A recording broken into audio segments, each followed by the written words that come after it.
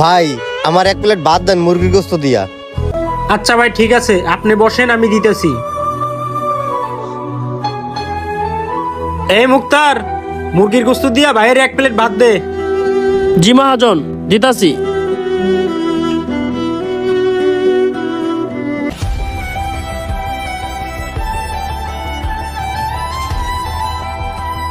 মসজিদে তো আজান দিল, আগে নামাজটা পড়েই পরে কাস্টমারকে খাবার দিব।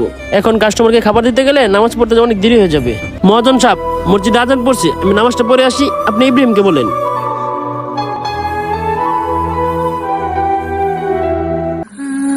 দেখছেন মহাজন, আপনি কাস্টমারে বাদ দিতে কইছেন, আজান দিছে, নামাজের কথা কইয়া গেছে গা। এখন নামাজের দোহাই দিয়ে আর আধা ঘন্টা কাটাই আইব। খিদে পেটটা জ্বলে যাইতেছে, কখন আইছি। এ ভাই, আপনারা খাবার দিবেন না চলে যাবো? আপনাদের হোটেলে খাইতাইলে প্রতিদিন এরকম কাহিনী করেন। দুরু মেয়া, আপনাদের হোটেলে খাইতামই না।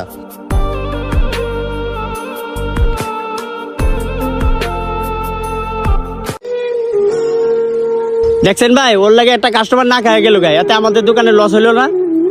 এটাই তো দেখলাম, দোকানে কাস্টমার ঢুকলো, ওরে ভাত দিতে গেলাম, ওই কাস্টমার রাইকা নামাজ পড়তে গেল। এমনি কি দোকান চালান যায়? ওর কাজ কাম আমার মোটেও ভালো লাগতেছে না। এমনি 2টা দিন ধরে আমার শরীরটা অসুস্থ, ঠিক মতো দোকানে আসতে পারি না। ভাই ওরে দিয়ে বেশি দিন দোকান চালাতে পারবে না, তার চেয়ে এক কাজ করেন, ওরে বাদ দিয়ে নতুন একটা লোক লোন। তুই ঠিক কথাই কইতেছস। ওই নামাজের কথা কইয়া আধা ঘন্টা পরে আয়ে। আমার তো এভাবে দোকান চালান সম্ভব না। আজকে এর আমি একটা ফয়সালা করতেছি, ওই নামাজ থেকে ফিরা হোক, পরে ওরে আমি মজাটা বুঝাইতেছি। এই দুপুরের সময় হয়েছে, লোকজন খাইতে এবার তুই যা তোর কাজগুলা কর। ঠিক আছে মহাজন সাহেব।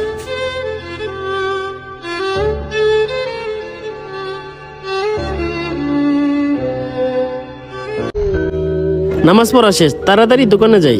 অনেক কাস্টমার দোকানে আছে, কাস্টমার গুলোরে বিদায় করতে হইব। দুনিয়া সুন্দর, মানুষ সুন্দর, আসমান সুন্দর, জমিন সুন্দর, সুন্দরে সুন্দরে পাল্লা।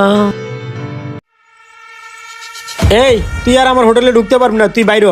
তোর মতো কর্মচারীর আমার দরকার নাই, তুই আমার হোটেল থেকে বাইর হ। তুই কাজে ফাঁকি দেস, তুই একজন ফালতু লোক। ভাই দাঁড়ান, সমস্যাটা কি? আপনি আমার ধাক্কাইতেছেন কেন? সমস্যা কি মানে?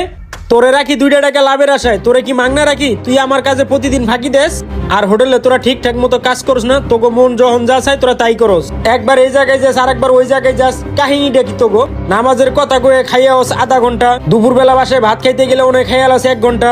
তোরা কি আমার ব্যবসায় লালবাতি জ্বালাই দিবি?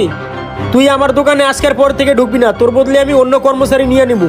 12 ঘন্টা ডিউটি, 12 ঘন্টায় ডিউটি করবো। ভাই কি এমন অপরাধ করছি? নামাজ পড়তে গেলে তো 10টা মিনিট সময় লাগেই। নামাজ পড়তে 5 মিনিটও সময় লাগে না, তোরা খালি নামাজের দোহাই দেস।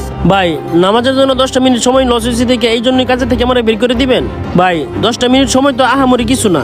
যেই টাইমে আমার দোকানে কাস্টমার বেশি আসছে সেই টাইমে তুই নামাজ পড়তে যাস কে? ভাই ওই টাইমে যে আজান দেয়, আগে পরে তুই নামাজ পড়তে যাইতে পারস না? নামাজ কি পড়বো না? নামাজের টাইম জায়গা, নামাজের টাইম থাকে না। দেখ, আপনার দোকানে আমি আর কাজই করবো না। কিরে তুই আবার চাই রইছিস কে? কাস্টমার আছে, কাস্টমার বিদায় কর।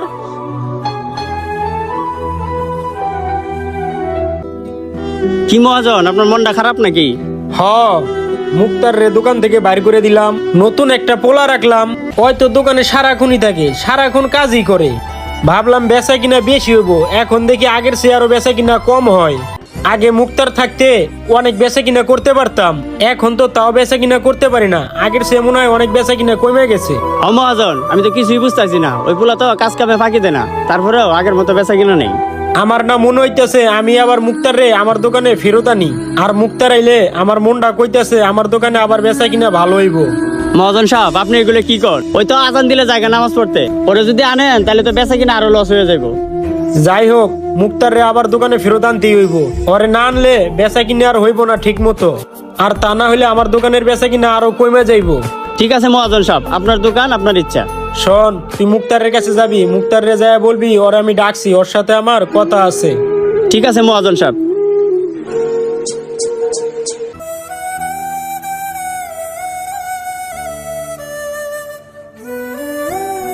মহাজন সাহেব, এই যে মুক্তারের সাথে করে নিয়ে আইছি। মুক্তার ভাই, তুই আইসস? কি হয়েছে মহাজন সাহেব? কিছুদিন আগে আমার দোকান থেকে বের করে দিছেন, এখন আবার লুক দিয়ে ঢাকায় আনছেন, ব্যাপারটা কি? ভাইরে আল্লাহর দোহাই লাগে, তুই আবার আমার দোকানে কাজ কর। ভাইরে, তুই যাওয়ার পর থেকে আমার এই দোকানটা ধ্বংসের পথে চলে গেছে। ভাইরে, আমি তোর সাথে কতই খারাপ ব্যবহার করছি, যাই হোক তুই মনে কিছু করিস না। তুই আমার দোকানে আবার আইয়া নতুন করে কাজ কাম শুরু কর। ভাইয়া, আমি যেহেতু মধ্যবিত্ত পরিবারের ছেলে, তাহলে তো কাজ কাম আমার করতেই হইব। হয়তোবা মানুষের দোকানে, নয়তোবা অন্য কোনো কারখানায়, নয়তোবা আপনার দোকানে কাজ কাম তো আমার করতেই হইব। মসজিদে আজানটা দিলে আমি আর কোনো কাজ কাম করতে পারবো না। যত কাস্টমারই থাকুক, বেচা কিনা সবকিছু ভালো দিয়ে আমি আগে নামাজ পড়তে যাব। এবার যদি আপনারা আমার রাখতে মন চা রাখবেন, তা না হলে আমি কোনো কাজই করবো না।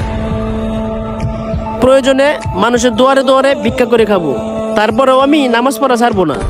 আরে বেটা, কিসের বেচা কিনা, কিসের কাস্টমার? আজানটা দিলে আগে তুই নামাজ পড়তে যাবি, তারপরেরটা তারপরে বোঝা যাইবো। আর তখন আমার কিসের জন্য এত বেচা কিনা হইছে? ওই যে আমার দোকানে একজন নামাজি লোক ছিল, সেই লোকটা 5 ওয়াক্ত নামাজ পড়তো, ওই জন্য আল্লাহর রহমতে আমার দোকানে বেচা কিনা বেশি হইতো। আচ্ছা ভাই, তাহলে আপনি এই কথাটা মাথায় রাখেন, আগে নামাজ পরে কাজ। ঠিক আছে ভাই, তোর কথায় আমি খুশি হইলাম। যা, তোরা সবাই কাজ কাম কর ঠিক মতো। যে লোকটা নামাজ পড়ে সেই লোকটার কারণে আপনার ব্যবসার কোনো ক্ষতি হবে না। ওই লোকটার কারণে হইতে পারে আল্লাহ পাক আপনার ব্যবসার বরকত বাড়ায় দিতে পারে। সম্পূর্ণ ভিডিওটি দেখার জন্য আপনাদেরকে অসংখ্য ধন্যবাদ।